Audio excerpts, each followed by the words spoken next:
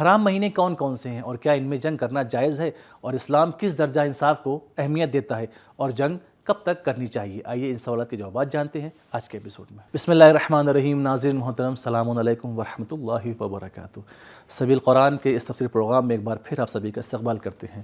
قرآن کی تلاوت کرنے والے کے، قرآن پڑھنے والے کے چہرے پہ نور، دل میں سکون اور قدموں میں استقامت آ جاتی ہے، اور خدا اسے ہر جگہ کامیابی عطا فرماتا ہے۔ آج آپ کے سامنے سورہ بقرہ کی آیت نمبر 193 اور 194 کی تفسیر لے کر حاضر ہوئے ہیں۔ آئیے سب سے پہلے آیت نمبر 193 کی تلاوت کو اس کے ترجمے کے ساتھ سن لیتے ہیں۔ كتاب أنزلناه إليك مبارك ليدبروا آياته وليتذكر أولو الألباب بسم الله الرحمن الرحيم وقاتلوهم حتى لا تكون فتنة ويكون الدين لله فإن انتهوا فلا عدوان إلا على الظالمين۔ اور ان سے لڑتے رہو یہاں تک کہ بت پرستی اور عوام کی آزادی کو سلب کرنے کا فتنہ باقی نہ رہے اور دین فقط خدا ہی کا دین رہ جائے۔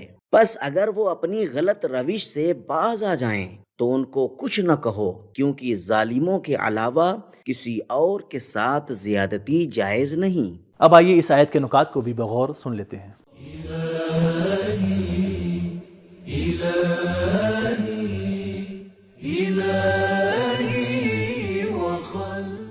جنگ سے اسلام کا مقصد نہ تو مال غنیمت ہے اور نہ ہی کشور کشائی، نہ انتقام اور نہ ہی رقابت ہے، بلکہ اس کا مقصد کفر اور شرک کی بساط کو لپیٹنا ہے۔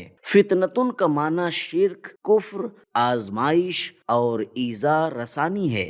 اس آیت میں فرما رہا ہے کہ اگر مشرکین فتنہ اور جنگ سے دستبردار ہو جائیں تو بات ختم ہے، نہ دشمنی رہے گی اور نہ جنگ ہوگی، کیونکہ فوجی کارروائی تو صرف ظالموں اور تجاوز کرنے والوں کے خلاف ہوتی ہے۔ عدوان یعنی زیادتی اور سرکشی جیسے لفظ کا استعمال خود مشرکین کے اپنے رویے کی وجہ سے ہے، ورنہ اسلام تو زیادتی اور سرکشی نہیں کرتا۔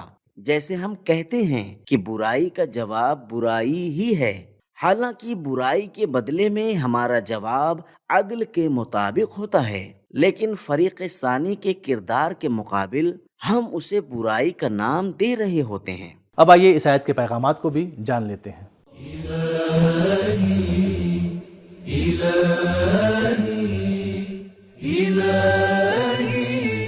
نمبر 1، اسلام میں جنگ کا مقصد شرک اور فتنے کی جڑ اکھاڑ پھینکنا اور خدا کے دین و قوانین الہی کی حکمرانی ہے۔ نمبر 2، ملبے کا صفایا تعمیر سے پہلے ہے، پہلے فتنے کا قلع قمع کیا جائے، پھر دین خداوندی کو مستحکم کیا جائے۔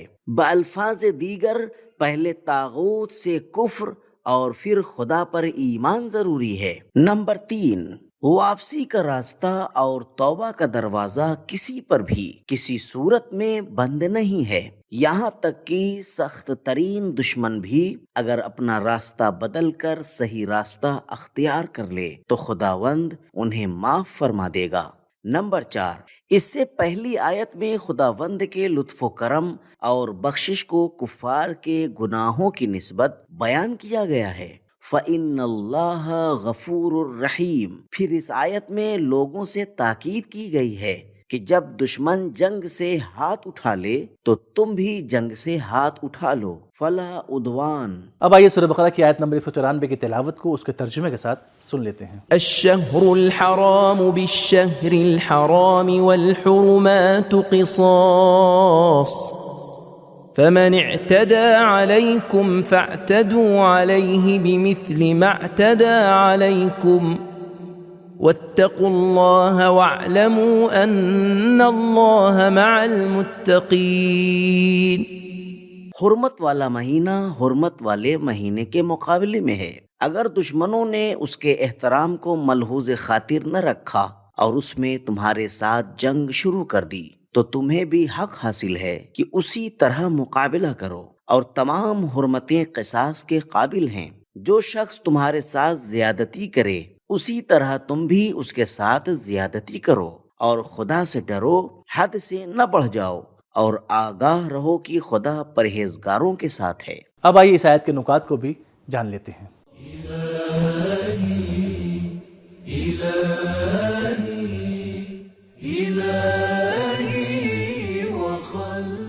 اسلام سے پہلے عربوں کے درمیان سال کے 4 مہینے خاص احترام کے حامل تھے۔ ان مہینوں میں جنگ حرام اور ممنوع تھی۔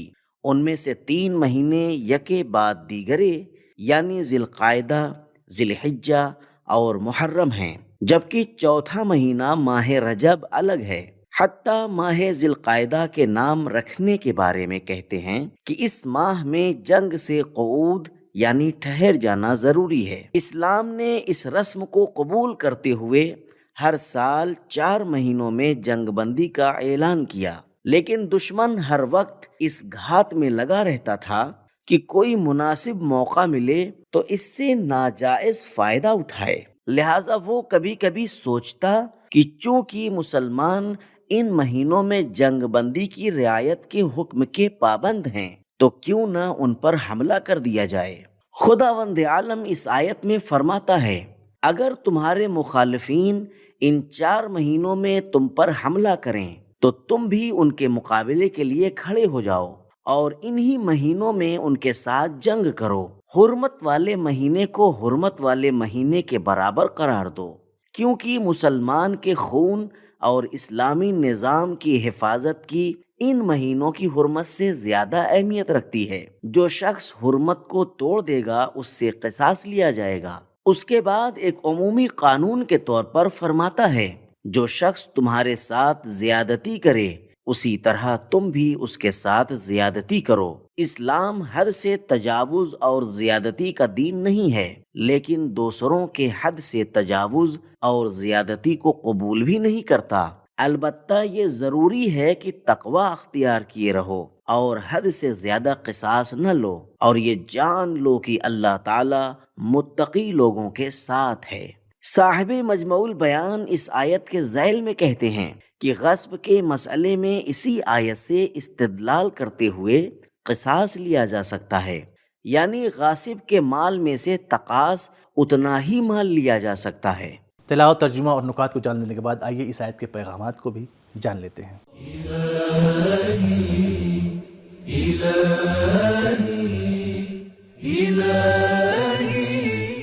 نمبر 1، سارے زمانے ایک جیسے نہیں ہیں۔ بعض مہینوں کی حرمت اور ممنوعیت کو باقی رہنا چاہیے۔ نمبر 2، اسلام کے راستے میں کوئی رکاوٹ نہیں۔ مسلمانوں کی جان اور اسلام کی حفاظت زمان و مکان کے احترام اور ان کی حفاظت پر مقدم ہے۔ نمبر 3، اسلام حد سے تجاوز اور زیادتی کا دین نہیں ہے، لیکن دوسروں کے حد سے تجاوز اور زیادتی کو بھی قبول نہیں کرتا۔ نمبر 4، حتیٰ دشمنوں کے ساتھ مقابلے میں بھی ہمیں انصاف سے کام لینا چاہیے۔ نمبر 5، قانون کے اجرا کا طریقہ کار ایسا ہونا چاہیے جس سے مسلمان مایوس نہ ہو جائیں اور کفار کو جرأت حاصل نہ ہونے پائے۔ منہ توڑ جواب کا اصول بھی اسی لیے ہے۔ نمبر 6، تقوی پر عمل پیرا ہونا، یہاں تک کہ میدان جنگ میں بھی اسے ملحوظ خاطر رکھنا اسلام کے تربیتی اصولوں میں سے ایک ہے۔ نمبر 7، اگر جنگ کے دوران بھی عدل و انصاف سے باہر نہ نکلو تو الہی غیبی امداد سے بہراور ہوگے۔ یہ خیال نہ کرنا کہ تمہارا تقوی اور عدل و انصاف تمہیں جنگ میں کامیابی سے دور کر دے گا۔ تو ناظرین، ہم نے جانا کہ حرام مہینے 4 ہیں، ذی القعدہ، ذی الحجہ، محرم اور رجب۔ ان میں جنگ کرنا جائز نہیں ہے، لیکن اگر دشمن حملہ کرے تو جنگ کر سکتے ہیں۔ اور اسلام انصاف کو اس درجہ اہمیت دیتا ہے کہ دشمن سے مقابلہ کرتے وقت بھی انصاف کی رعایت کا حکم دیتا ہے، اور جنگ اس وقت تک کرنی چاہیے جب تک فتنہ ختم نہ ہو جائے۔ تو ہمارا آج کا ایپیسوڈ یہ ختم ہوا، ملتے ہیں اگلے ایپیسوڈ میں، تب تک کے لیے خدا حافظ۔ سبیل قرآن، قرآنی سماج کی پہچان۔